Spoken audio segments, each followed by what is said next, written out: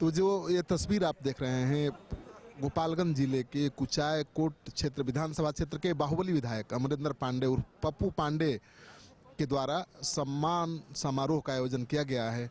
और जो जनता है, जो उनके विधानसभा क्षेत्र के वोटर हैं, उनको बुलाया गया है। उनके सम्मान में भोज का आयोजन किया गया है। भोज खाने के बाद सबको चादर देकर सम्मानित कर रहे हैं, यानी वोटर को सम्मानित करने का कार्यक्रम विधायक कर रहे हैं।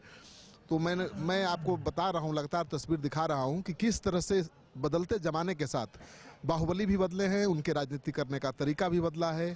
पहले उनका खौफ चलता था, अब वो दिलों पर राज करना चाहते हैं और जनता का वोट उनका सम्मान करके हासिल करना चाहते हैं। तो एक ज़माना था जब बाहुबलियों की बंदूक की ताकत का इस्तेमाल राजनेता करते थे।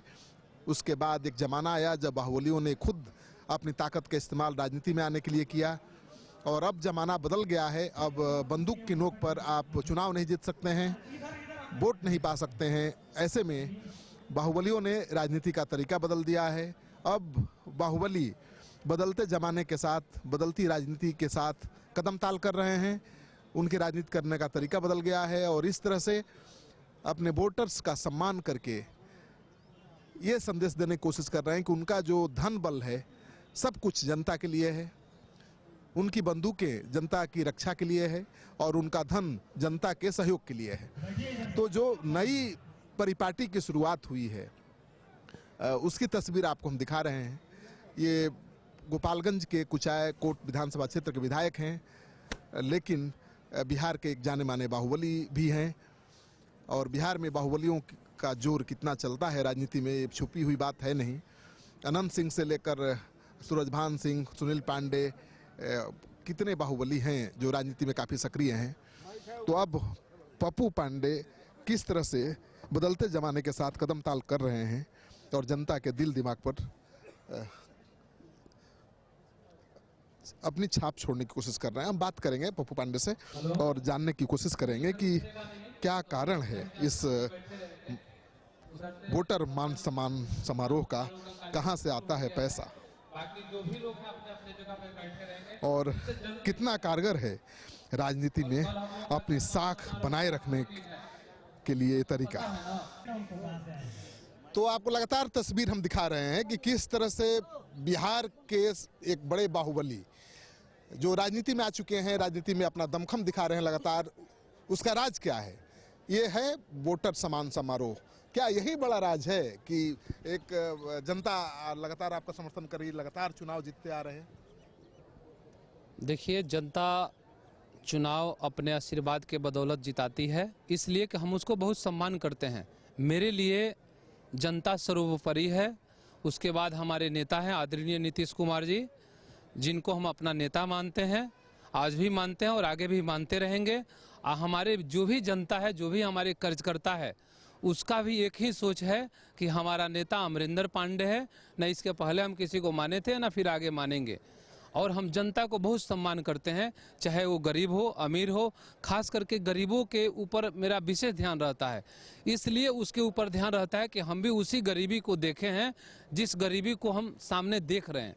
उसको हमने इन्हीं के बदौलत, इनके आशीर्वाद के बदौलत, इनके सहयोग के बदौलत हमने चौथी बार विधानसभा में जाने का मन बनाया और इन्होंने हमें भेजने का काम किया। और आने वाले चुनाव में भी ये लोग मुझे आशीर्वाद, अपना स्नेह दे करके विधानसभा में भेजने का। बिहार की राजनीति में धन बल, बाहुबल का कितना जोर चलता है विधायक जी?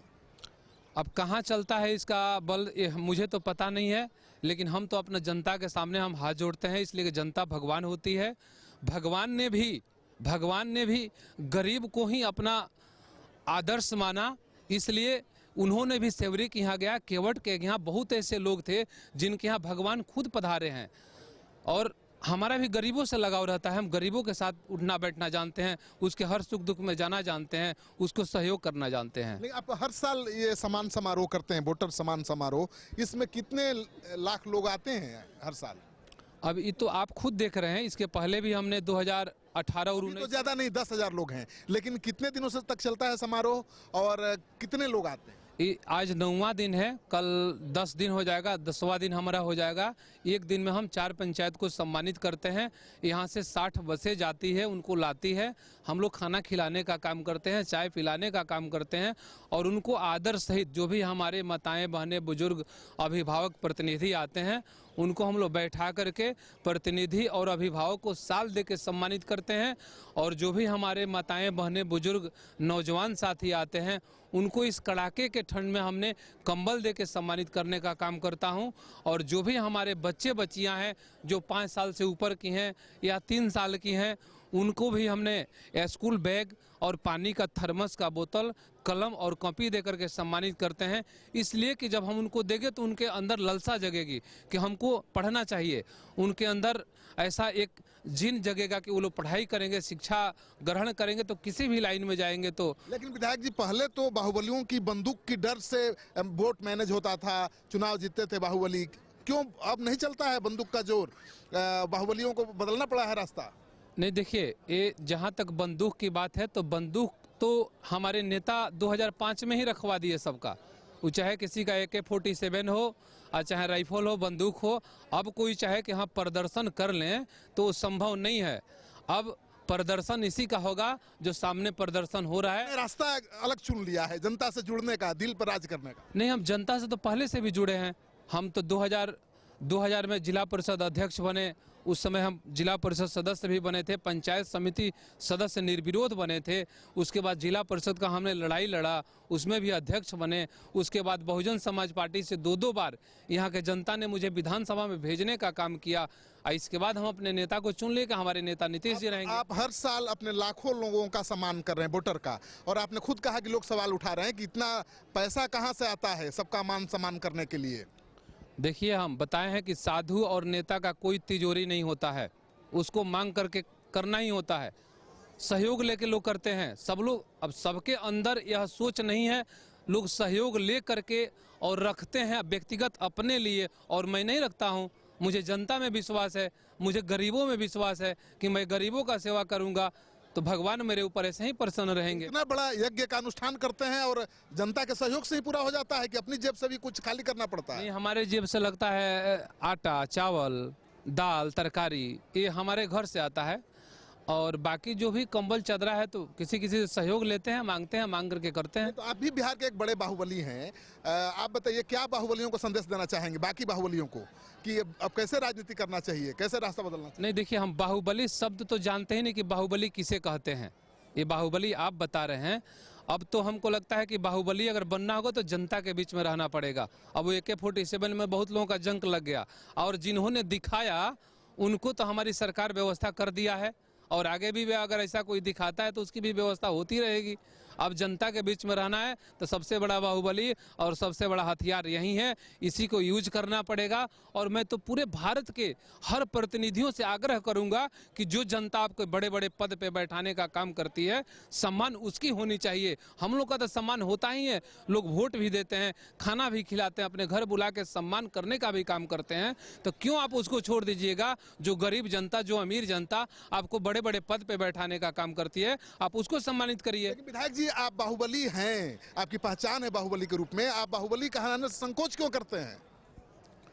नहीं, ये बात हम नहीं कहेंगे जो हम बाहुबली हैं। हम जनता के बाहुबली हैं, हम जनता के सेवक के बाहुबली हैं। दाएं बाएं इतना गनमैन है, बाहुबली नहीं है? क्यों जरूरत पड़ती है गनमैन? ये तो देखिए, हमारे देश के प्रधानमंत्री हैं नरेंद्र मोदी जी, हमारे बिहार के लोकप्रिय मुख्यमंत्री नीतीश कुमार जी।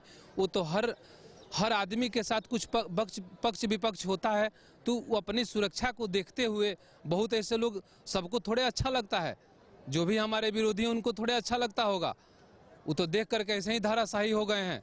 तो अपनी सुरक्षा के लिए तो वो तो लेकर चलना ही पड़ेगा।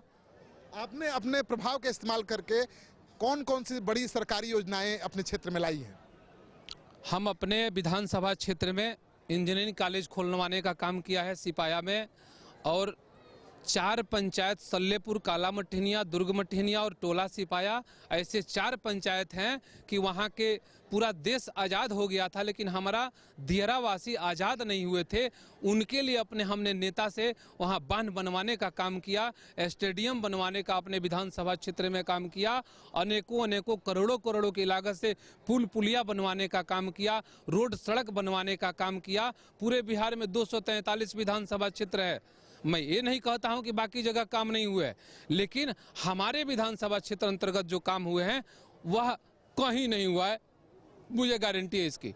तो अपने जनता को आप भरोसा दिलाना चाहते हैं कि आपकी जो बंदूकें हैं उनकी रक्षा के लिए है, आपका धन जनता के सेवा के लिए है? एकदम है, एकदम। हमारा जो भी ताकत बल है, जो भी हमारे साथ रहने वाले लोग हैं, अगर किसी गरीब पे कोई अत्याचार करता है, कोई अगर अत्याचार करता है तो उसे मैं बर्दाश्त नहीं कर सकता हूं, चाहे इसके लिए मुझे जो भी लड़ाई लड़ना होगा। और मैं ही नहीं, मेरा सरकार का भी यही धारणा है कि किस गरीब व्यक्ति को आप अगर कोई परेशान करता है तो उसे हम कानून के तहत उसे छोड़ेंगे नहीं, कानून के तहत उसे व्यवस्था किया जाएगा, उसको पनिशमेंट दिया जाएगा।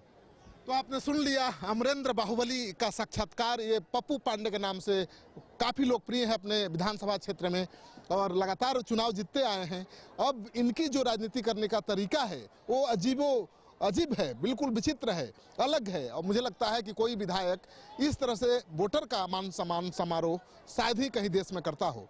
तो पप्पू पांडे ने अपना तरीका बदला है राजनीति करने का, जनता का सहयोग समर्थन मिल रहा है।